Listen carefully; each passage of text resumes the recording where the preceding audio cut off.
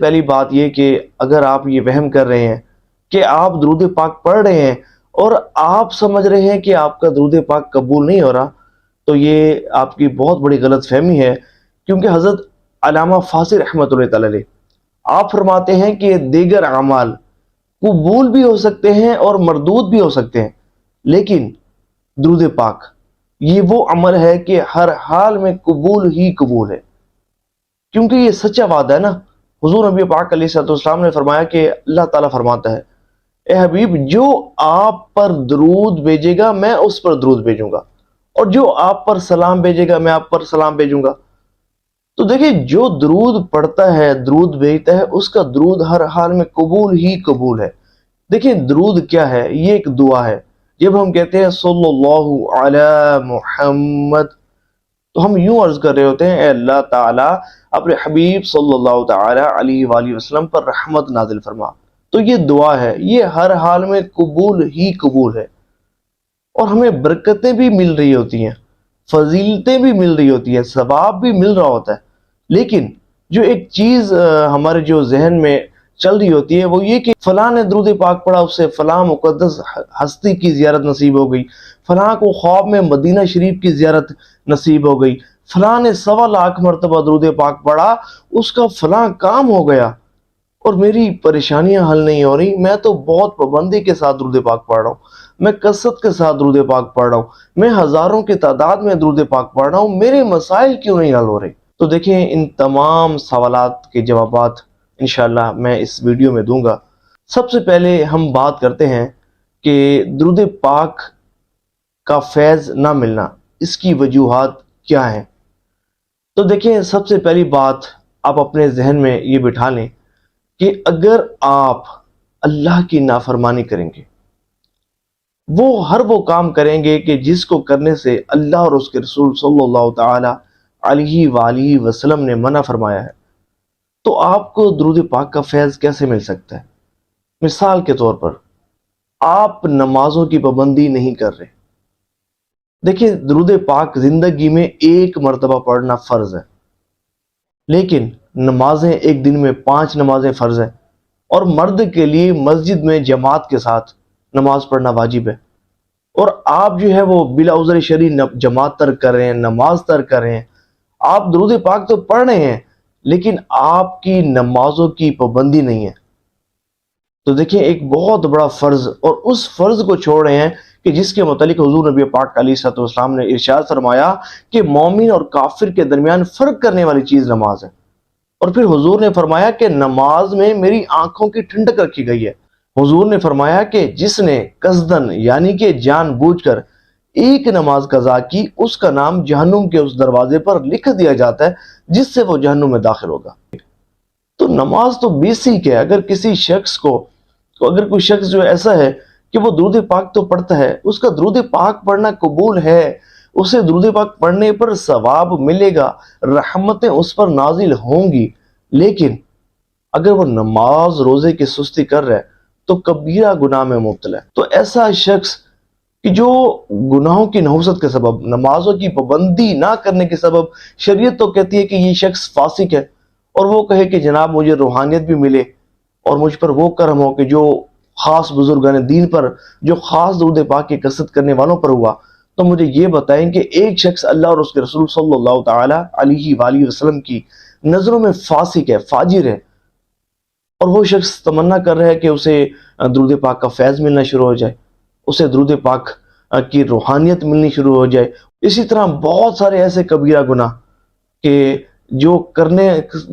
کرتا ہے تو اللہ تعالیٰ ان پر اپنا غضب فرماتا ہے، ان گناہوں کو کرنے والوں پر اپنا غضب فرماتا ہے۔ اب یہ دیکھیں، آپ جو ہے وہ مسلمانوں کو تکلیف دے رہے ہیں، مسلمانوں کو نقصان پہنچا رہے ہیں، مسلمانوں کے ساتھ گالم گلوچ کر رہے ہیں، ان کی حق تلفی کر رہے ہیں، ان کے حقوق کو پامال کر رہے ہیں، اور آپ یہ بھی چاہ رہے ہیں کہ آپ کو درود پاک کا فیض بھی ملے، درود پاک کی روحانیت بھی ملے۔ تو ایسا کیسے ممکن ہے؟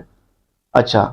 آپ جو ہے وہ موسیقی آپ کی زندگی میں داخل ہے، آپ درود پاک ٹھیک ہے پڑھتے ہیں، پڑھنے کی توفیق بھی مل رہی ہے،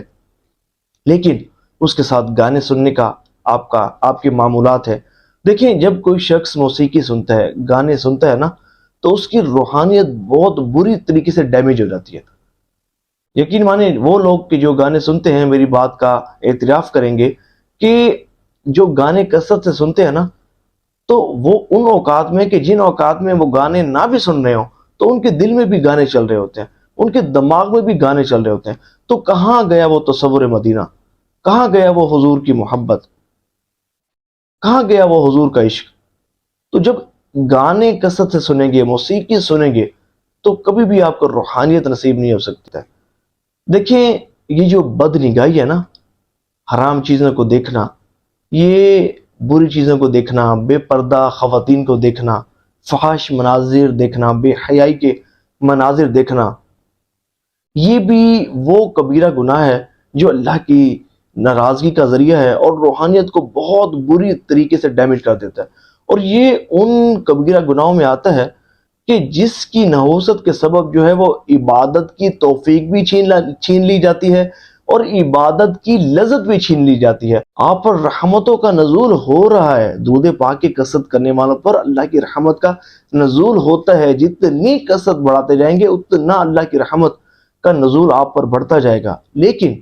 آپ یہ تو دیکھیں کون سے ایسے کبیرہ گناہ آپ کر رہے ہیں کہ جو اللہ کی ناراضگی کا ذریعہ ہے، جو اللہ کے غضب کا ذریعہ ہے، جو حضور نبی پاک علیہ الصلوۃ والسلام کی ناراضگی کا ذریعہ ہے، جس کی وجہ سے ہمیں حضور نبی پاک علیہ الصلوۃ والسلام کی توجہ اور قرب خاص نصیب نہیں ہو پاتا. کہیں ہم اپنے والدین کی نافرمانی تو نہیں کر رہے؟ کیا ان کو تکلیف تو نہیں پہنچا رہے؟ کہیں ان کی دل آزاری تو نہیں کر رہے؟ جس کے والدین اس سے ناراض ہیں تو اس کا رب اس سے ناراض ہے. یہ بات ذہن میں رکھیے. اسی طرح کہیں آپ دھوکہ تو نہیں لوگوں کو نہیں دے رہے، لوگوں کے ساتھ خیانتیں تو نہیں کر رہے، جھوٹ تو کثرت سے نہیں بولتے، غیبت تو کثرت سے نہیں کرتے، لوگوں کی چغلیاں تو نہیں کرتے، مسلمانوں کے درمیان نفرتیں تو پیدا نہیں کرتے، کہیں آپ حسد کی بیماری میں مبتلا تو نہیں. اور دیکھیں یہ جو ہم کہتے ہیں نا فیض نہیں مل رہا، روحانیت ترقی نہیں کر رہی، تو جب آپ کا جو دل ہے وہ گناہوں سے آلودہ ہو چکا ہے، زنگ آلود ہو چکا ہے، میل کچیل سے بھر چکا ہے اور دل پر سیاہ داغ لگ چکے ہیں، موریں لگ چکی ہیں، تو کیسے فیض ملے گا؟ مجھے یہ بتائیں. گناہ دیکھیں یہ جو گناہ ہے نا، اس کی نحوست بہت زیادہ ہے. یہ بندے کی دنیا بھی برباد کر دیتے ہیں اور بندے کی آخرت بھی برباد کر دیتے ہیں. حضرت امام زیبی رحمۃ اللہ تعالی علیہ آپ فرماتے ہیں کہ گناہ ایک ایسی زنجیر ہے کہ جو بندہ گناہ کرتا ہے نا تو یہ اس کے پاؤں سے لپٹ جاتے ہیں اور اسے ہر بلائی اور نیکی کے کام سے محروم کر دیتے ہیں. تو دیکھیں سب سے جو پہلا کام، گناہوں کو ترک کر دیں، اللہ کی نافرمانی کو ترک کر دیں، ہر اس کام کو چھوڑ دیں کہ جس سے بچنے کا اللہ اور اس کے رسول صلی اللہ تعالی علیہ وآلہ وسلم نے حکم ارشاد فرمایا. بات کرتے ہیں کہ درود یہ کیسے پتہ چلے کہ ہمیں درود پاک کا فیض مل رہا ہے. تو دیکھیں اس کی چند علامات ہیں جو میں آپ کو بیان کرتا ہوں، سنیں گے انشاءاللہ تو آپ کو معلوم ہونا شروع ہو جائے گا کہ واقعی ہمیں فیض جو ہے وہ درود پاک کا مل رہا ہے. دیکھیں اگر آپ درود پاک پڑھ رہے ہیں اور آپ کے دل میں عشق مصطفیٰ میں اضافہ ہو رہا ہے، حضور کی محبت میں اضافہ ہو رہا ہے، حضور نبی پاک علیہ الصلوۃ والسلام کا ذکر خیر کرتے بھی ہیں اور سنتے بھی ہیں اور کرتے ہوئے لطف و سرور مل رہا ہے، تو سمجھیں کہ حضور نبی پاک علیہ الصلوۃ والسلام کی توجہ آپ کو مل رہی ہے، حضور کا قرب خاص آپ کو نصیب ہو رہا ہے، درود پاک کا فیض آپ کو ملنا شروع ہو گیا. آپ نمازوں کی پابندی کرنا شروع کر دیا آپ نے. آپ کی نمازیں پہلے قضا ہوتی تھی، لیکن جب سے درود پاک کی کثرت شروع کی اب آپ نمازوں کے پابند بن گئے ہیں، بلکہ تہجد کی بھی توفیق آپ کو ملنا شروع ہو گئی ہے. تو یہ سمجھیں کہ درود پاک کا آپ کو فیض ملنا شروع ہو گیا. آپ گناہوں سے بچنا شروع ہو گئے ہیں، آپ نے فلمیں، ڈرامے، گانے باجے ترک کر دیا ہے، تمام کبیرہ گناہ جو ہے وہ جو کرتے تھے ان کو چھوڑ دیا ہے اور اللہ اور اس کے رسول صلی اللہ تعالی علیہ وآلہ وسلم کی تعلیمات پر چلنا شروع کر دیا. تو سمجھیں کہ آپ کو درود پاک کا فیض ملنا شروع ہو گیا. حضور نبی پاک علیہ السلام کی جس کو زیارت نصیب ہو جائے تو بزرگان دین فرماتے ہیں کہ ولایت کے 100 درجے وہ پار کر جاتا ہے. سبحان اللہ، بات کر رہا ہوں. تو جب آپ اس طرح درود پاک پڑھیں گے نا، حضور کی محبت میں ڈوب کر گناہوں سے بچتے ہوئے اور کامل توجہ اور خشوع خضوع کے ساتھ اور حضور نبی پاک علیہ السلام کا مبارک تصور ذہن میں رکھ کر اور درست طریقے سے آپ جو ہے وہ آداب کو ملوز خاطر رکھتے ہوئے درود پاک پڑھیں گے تو آپ کو درود پاک کا ایسا فیض ملے گا، ایسا فیض ملے گا کہ جس کا آپ شمار بھی نہیں کر سکتے، جس کا آپ اندازہ بھی نہیں کر سکتے۔ پھر انشاءاللہ وہ سٹیج آئے گی کہ روحانیت ترقی کرنا شروع ہو جائے گی، آپ کا روحانی سفر شروع ہو جائے گا، پھر بگڑے کام سنورنا شروع ہو جائیں گے، مشکلات حل ہونا شروع ہو جائیں گی، پریشانیاں دور ہونا شروع ہو جائیں گی، کام بننے لگیں گے، مخلوق خدا آپ سے محبت کرنے لگے گی، آپ سے ملنے کو اپنے لیے باعث فخر سمجھنا شروع کر رہے گی، اور آپ کی تعظیم کرنا بھی اپنے لیے سعادت سمجھے گی، آپ کو محبت دے گی، آپ کے ساتھ توجہ سے ملے گی۔ اگرچہ ہمارا یہ مقصود نہیں ہے، ہمارا مقصود جو ہے وہ اللہ کی رضا، اور درود پاک پڑھتے ہوئے بھی آپ کے ذہن میں جو چیز ہو کہ میں اللہ کی رضا کے لیے اور اس کے حبیب صلی اللہ تعالی علیہ وسلم کی خوشنودی کے لیے درود پاک پڑھ رہا ہوں۔ اللہ کی رضا بیسک ہے، کسی بھی عمل میں اللہ کی رضا نہیں ہے تو وہ عمل جو ہے وہ آپ کا کرنا بے فائدہ ہے، کوئی فائدہ نہیں اس کام کے کرنے کا، کہ جس کام کو کرنے میں اللہ کی رضا نہ ہو۔ تو اللہ کی رضا، اس کے حبیب صلی اللہ علیہ وسلم کی خوشنودی، حضور کی محبت میں ڈوب کر ان آداب کو، ان چیزوں کو ذہن میں رکھتے ہوئے جب آپ درود پاک پڑھیں گے تو اللہ نے چاہا آپ کو درود پاک کی روحانیت بھی نصیب ہوگی، آپ کی روحانیت بھی ترقی کرے گی، خوب خوب خشوع و خضوع بھی نصیب ہوگا۔